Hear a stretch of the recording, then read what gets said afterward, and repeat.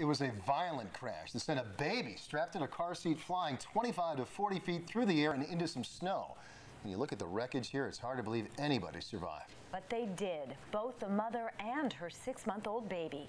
Tonight, new at 6, that mother is sitting down with our Catherine Underwood. It's an interview you'll only see on News 13. Catherine's joining us live, and quite a survival story, Catherine. Well, Blaney calls her son her miracle baby. This is the intersection where the crash happened, and Blaney's baby was thrown 25 to 40 feet just over this snowbank here. Blaney says she has nightmares about it, but she wakes up every morning with a new perspective on life. I saw the car like 2 days ago, and I was just like, how did I survive? How did he survive? Blaney admits she was fidgeting with her GPS when she accidentally ran the stop sign on Ledge Hill Road. She says the crash happened so fast she didn't even know Gabriel had been thrown out of the car until she heard a woman yelling that a baby had flown through the air and landed in the snow. The pictures really say it all. Even the Cumberland County Sheriff admits there must have been angels in this area last Thursday night. Gabriel suffered a skull fracture that doctors say will heal on its own. Blaney has scratches, bruises, and a broken rib. She says if she could go back and change everything, she would have never looked down at her GPS that night. Life is very fragile. It could be taken away from anyone in seconds. I looked down for a second and was getting hit, not knowing. If somebody didn't believe in miracles before this, then I think this would be a great time to believe in miracles, because either one angel or two angels handpicked him up and took him and delivered him to the snowbank.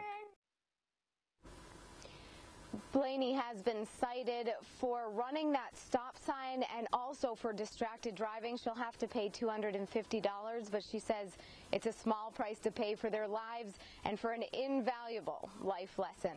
We're live in Raymond tonight. Catherine Underwood, News 13. Back to you. Oh, that could have had such a different ending. Thank you, Catherine. Well, to Augusta now, Maine Democrats there are calling for a kinder, gentler governor as they lay out their plans for the upcoming legislative session. News 13's Brad Rogers tells us the biggest stumbling block on both sides of the aisle will be a massive hole in the state budget. Good morning. With Maine Democrats stacked up behind their leaders, Senate President Justin Alfon's opening remarks seem to be directed right at the governor. Maine people are clear. They want a new tone for the state. A tone of civility, a tone of getting things done. They don't need to worry about whether or not we are doing our job while they go off to do theirs. Democrats say job creation must be a top priority, with 50,000 Mainers unemployed and 4,000 jobs going unfilled because of a skills gap. Today, there is a 3-year waiting list for programs in nursing at our community colleges. That's unacceptable.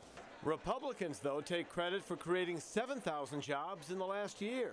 So we're glad to see that they're joining the party, and we're willing to work with them over the next few months to get those things accomplished. Democrats also say they intend to fix the recent law that led to skyrocketing costs for health insurance in the state. 90% of small businesses in Maine experienced a rate increase due to the law. Some of the rates have nearly doubled. As for Governor LePage meeting with Senate President Justin Alfond, well, that still hasn't happened. We look forward to coming to you all and saying we've met, we broke bread, and it's time to move on, but it has not happened yet. Oh, I think that's kind of a non-story. I mean, you know, I'm sure that the governor is busy. But they will have to come together at some point to deal with a $150 million budget shortfall from lost revenues and rising Maine care costs. I think we all agree, and I think the governor agrees, that we need to pay the debt to the hospitals. We need to get that $500 million out into the economy. Governor LePage submits his supplemental budget and the budget for the next 2 years on Friday. In Augusta, Brad Rogers, News 13. And Democrats also say they want to stop siphoning money from Maine's public schools to give to new charter schools. But the governor sees these schools as a possible way to turn around Maine's education system. Today, Governor LePage blasted the Charter Commission itself for rejecting 4 of the 5 new school applications this week. News 13's Adrian Stein joins us live in the studio with more. And Adrian, the governor, not happy. Oh, he is not happy, Greg. He says he's not happy. He says he's disappointed. And now he is calling for everyone on the Charter Commission to quit. The governor also blasted the Maine Education Association and the Maine School Board Association today. He says those special interest groups are meddling where they shouldn't be. Today's press conference comes after the Charter Commission rejected 4 out of 5 applications for new charter schools on Tuesday. The governor believes the panel was at least partly influenced by the Maine School Board Association. The group hired lawyers to get involved in the charter school application process, which he sees as a waste of taxpayer money for one, and an intimidation tactic too. The Charter Commission denies that lawyers had any influence in their decision. Still, the governor wants them all to resign. He thinks charter schools could help to turn around Maine's education system, which he says is failing. So they turn around and they go hire lawyers to come in and interrupt the Charter Commission's work by intimidation, using taxpayer dollars to pay for the lawyers. But they're the same people who criticize that we're cutting, we don't have enough money for education, and they're squandering money. I'm very disappointed that the governor has chosen to ask for our resignation again for the second time, because he thinks that his committee that we have been appointed is not doing our work. We give 30 to 40 hours a week. We get no pay for what we're doing. Well, the commission did approve 1 charter school plan to move forward. It's one in Harpswell. 2 charter schools are already fully approved in Maine. Of course, Maine law allows for 10 charter schools in the state, but the governor wants that cap lifted. Reporting live in the studio, Adrian Stein, News 13. Kim? All right, thank you, Adrian. Also at the State House today, about a dozen mothers come out to push for a ban on BPA. Those mothers spent the afternoon protesting at the Capitol, wearing fake beards as a jab at the governor for the controversial comments he made in the past about BPA. These mothers want the chemical banned altogether. The issue is currently under review by the Maine Board of Environmental Protection, which just last week says it supports a ban for BPA in infant formula, but not one for baby food packaging. Today, the mothers are asking the governor to ignore the recommendation and ban the use of the chemical in both. If there is good science behind it, I'm all willing to listen. But if it's emotion and it's not based in science, then I don't know what I can do. I can tell you that I was absolutely furious when I found out in February that Earth's Best contained BPA. So now I'm choosing between BPA and pesticides. That is just ridiculous. It's not a choice I should have to make. Formula cans. Maine has already banned BPA from baby bottles and sippy cups.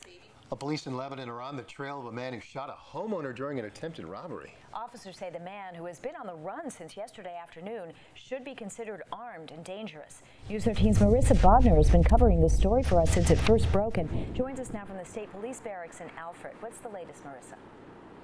Well, Kim and Greg, still a lot of questions tonight. We know state police are still investigating. That investigation is happening mainly here out of the Alfred Barracks. I just spoke with spokesman Steve McCausland, and he tells me that state police have been collecting evidence at the victim's home and in the victim's car, but at this point they've not yet spoken with that victim, Richard Potorsky. He's still in a medical condition that they haven't been able to talk to him, and they say that is a key element to this investigation. Police say when Potorsky went home for lunch yesterday, he caught an intruder by surprise. They say that intruder shot Potorsky in the shoulder almost immediately. Police say Potorsky's wife called 911 around 1:30 in the afternoon, and he was lifelined to Maine Medical Center. Potorsky's car was initially missing. Police believe the suspect may have driven the SUV to a Rochester, New Hampshire parking lot. They found it outside a Big Lots store. Police are working on a possible motive. They say home invasions often involve drugs, so that is something they're looking into. And the victim, again, Richard Potorsky, we're told he's doing okay. His wife says he is in stable condition. The suspect, police are just working off of a vague description at this point. They say he's a white man wearing a camouflage hat. So police at this point can't move forward really until they talk to that victim to find out exactly what he knows and exactly what happened. But they are asking the public if anyone knows anything or if they saw that suspect ditching the car at that Rochester, New Hampshire parking lot to give them a call and tell them what they know. Live tonight in Alfred, I'm Marissa Bodner for News 13. Back to you. Well, hopefully they get some good information and soon, Marissa. Thanks so much. Another interrupted burglary yesterday leads to the arrest of 2 people in Kennebunk, and one of the suspects is a woman who is 9 months pregnant. The other suspect is this man, 21-year-old Michael Gagne of Biddeford. He's now being held in the York County Jail on $5,000 bail. Police say Rihanna Garcia, who is 9 months pregnant, was driving the vehicle involved. She was taken to the hospital to be checked out and then taken to jail. Now, your Weather Authority forecast with Charlie DePresti. All right, welcome back, everyone. Tomorrow will be a brighter day. Mostly sunny skies will send temps back into the lower 40s. The only problem with tomorrow, it's going to be a little bit windy. Winds could approach, gusts probably 20 to 30 miles per hour. Those clouds thicken again on Friday. We have some light rain and rain showers in the forecast Friday night. I don't think it's a big deal, but some inland towns could see a little freezing rain or even a little bit of sleet. We'll watch that for you. Saturday, more clouds than sun. If we can break out into an extended period of sun, we're going to see temperatures skyrocket at least into the mid-40s.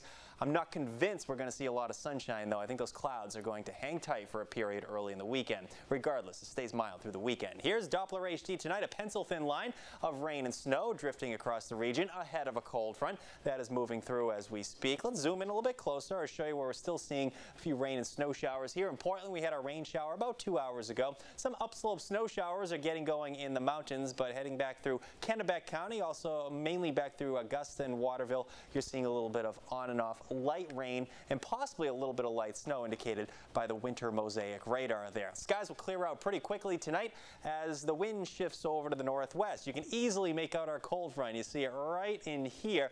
That front will shift offshore. The wind will shift over to the northwest, and that's going to usher in cooler temperatures diving south out of Canada. So by the time you wake up tomorrow morning, I expect temps to start in the 20s to near 30 degrees.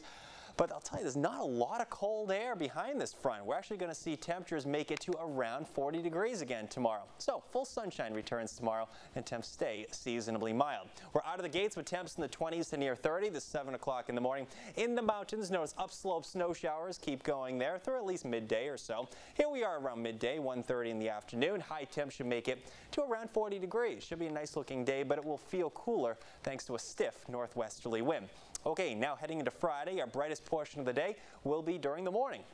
This is 7 or 8 o'clock in the morning. I expect temps to start in the 20s and 30s. We should at least warm into the mid to upper 30s. Again, that weak weather maker moves through Friday evening. We have cloudy skies by 9 o'clock. Notice that pink and purple color right there. That is a little bit of sleet or freezing rain. So we'll watch that for you. It looks light, but it might not take much to just make those roads a little slippery Friday night. Coastal towns look primarily rain. It should be light on and off rain showers. Shouldn't be a big deal either way. We're going to see it move out by the time you wake up Saturday. Saturday, I think the clouds have a hard time breaking, and especially in the lower levels of the atmosphere.